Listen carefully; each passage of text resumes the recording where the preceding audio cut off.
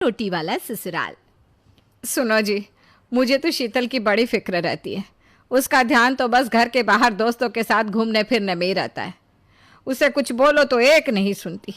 मैं तो कहती हूँ इसकी जल्दी शादी वादी करवा दो, वरना लड़की हाथ से निकल जाएगी। तुमसे ज़्यादा चिंता है मुझे शीतल की शादी की। कल ही वो रामपुर वाले मौसा जी को फ़ोन भी किया था। बता रहे थे एक लड़का है नज़र में। उनका अपना घर है और लड़का भी अच्छा है। अरे तो फिर बस बात चलाओ ना, एक बार देखे तो सही लड़का और घर बार कैसा है। कौन से लड़की की बात चल रही है यहाँ? तुम्हारी शादी की बात चल रही है बेटी। अब तुम्हारी शादी की उम्र हो रही है तो लड़का तो देखना पड़ेगा ना। उफ़ो, मुझे अभी नहीं करनी शादी वादी। ये तो मेरे खेलने कूदने के दिन है। बहुत खेल कूद ली तुम। अब घर के काम धाम सीखने की कोशिश करो, समझी? ससुराल जाकर हमारी नाक मत कटवा देना। सब्जी काटनी तो आती नहीं इसको, तो नाक ही कटवाएगी। अरे मैं इसे शादी तक अच्छे से सब सिखा दूंगी। आप तो बस उस लड़के से इसकी शादी के बाद चलवाओ। कुछ दिनों बाद कुणाल और उसकी माँ शीतल को देखने घर आते हैं। कुणाल दिखने में बड़ा ही स्मार्ट होता है। शीतल तो उसे देखती ही रह जाती है। देखो जी, हमारी कोई डिमांड तो है नहीं, बस हम चाहते हैं कि लड़की घरेलू हो, घर के सारे कामकाज संभाल ले। अब आपके परिवार में तो बस 3 ही लोग हैं, पर हमारा तो खूब भरा पूरा परिवार है। बाकी हमें लड़की के घूमने फिरने दोस्तों से मिलने से कोई दिक्कत नहीं है। घर का काम करने के बाद जो चाहे सो करे। अरे वाह, ये तो इतने बढ़िया लोग हैं। लड़का भी इतना स्मार्ट है और ऊपर से इन्हें मेरे घूमने फिरने से भी कोई दिक्कत नहीं है। हे भगवान, तूने तो बिना मांगे ही मुझे सब दे दिया। बताओ जी, और क्या चाहिए हमें? हमारी तरफ से तो रिश्ता पक्का है जी। बस फिर तो हंसी खुशी शीतल और कुणाल की शादी हो जाती है।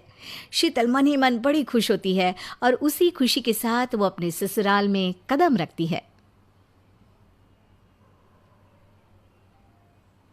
आओ बहू, तुम्हारा अपने ससुराल में स्वागत है। ये मिलो अपने परिवार से। ये तुम्हारे ससुर जी, तुम्हारी ननद सुनीता और गीता, सुनीता के पति राजेश और उनके 2 बच्चे राजू और चिंटू। ये ना हमारे साथ यहीं रहते हैं। ये तुम्हारी दादी सास है और बाकी लोग अभी बाहर गए हुए हैं। इतने सारे लोग, ये सब यहीं रहते हैं इस घर में? अरे अभी तो मेरे देवर देवरानी और उनके 3 बच्चे यहाँ नहीं है। उसके मायके में भी शादी थी ना, तो बस वहीं गई है। कल तक आ जाएंगे।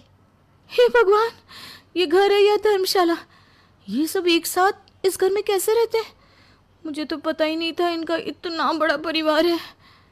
अब समझी कि कोई डिमांड क्यों नहीं की इन्होंने। ये सब चाल चले मेरे साथ।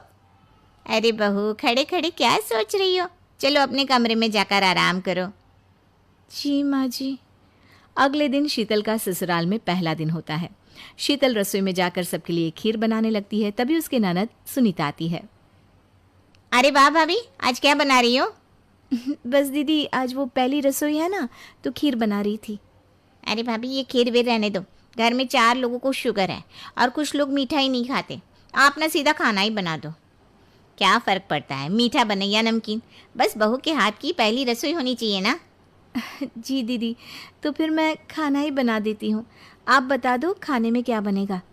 बस सिंपल सी कोई सब्जी बना दो, जैसे आलू गोभी या आलू मटर, और उसके साथ रोटियां सेक दो। हमारे परिवार में अब तुम्हें मिलाकर पूरे 20 लोग हो गए हैं। 15 बड़े और 5 बच्चे। बड़ों की 6-6 और बच्चों की 2-2 के हिसाब से रोटी बना देना।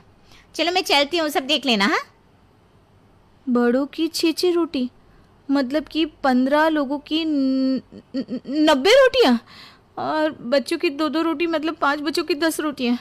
90 और 10 मतलब कुल मिलाकर 100 रोटियाँ। हाय, मैं तो मर गई। 100 रोटी अकेले कैसे बनाऊंगी? माँ, ये तुमने मेरी शादी कहाँ कर दी? शादी से पहले तो मैंने कभी 4 रोटी से ज़्यादा नहीं बनाई। शीतल एक बड़ी सी परात में 100 लोगों के हिसाब से आटा निकालती है और उसे गूंथना शुरू करती है। आटा गूंथते गूंथते शीतल के पसीने छूट जाते हैं। उसके बाद बारी आती है रोटी बनाने की। शीतल एक एक करके रोटी बनाना शुरू करती है और 10 रोटी बनाते ही अपनी कमर पकड़ लेती है। हाय, मैं मर गई। मेरी कमर टूट गई खड़े खड़े, और ऊपर से इतनी गर्मी। मैं 100 रोटियाँ कैसे बनाऊंगी? अरे भाभी, सब बाहर रोटियों का इंतज़ार कर रहे हैं। ज़रा जल्दी जल्दी रोटी सेक दो। सब 100 रोटी वाला